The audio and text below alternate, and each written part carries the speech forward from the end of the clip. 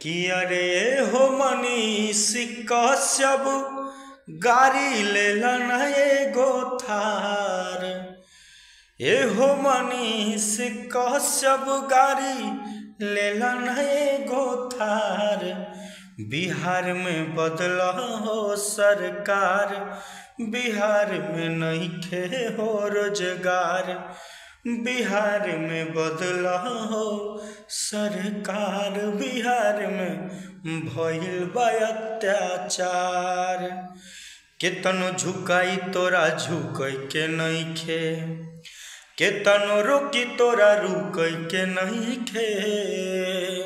ये गाना सिर्फ मनीष कश्यप के लिए है जो बिहार को बदलना चाहते हैं। हे केतनो झुकाई तोरा झुकै के नइखे, केतनो रोकी तोरा रुकै के नइखे। हमनी के साथ बानी तहु देहला आवाज, हमनी के साथ बानी तहु देहला आवाज। बिहार में बदला हो सरकार, बिहार में नइखे हो रोजगार। बिहार में बदला हो सरकार, बिहार में नइखे हो रोजगार।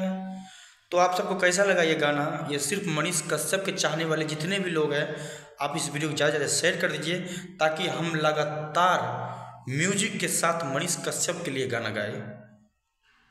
आप सब इस वीडियो को ज़्यादा से ज़्यादा शेयर कर दीजिए, हमारे चैनल को सब्सक्राइब कर लीजिए ताकि ये वीडियो मनीष कश्यप भाई के पास जरूर पहुँचे।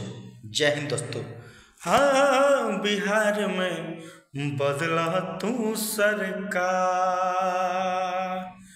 ए मनीष भैया। बिहार में बदला तू सरकार।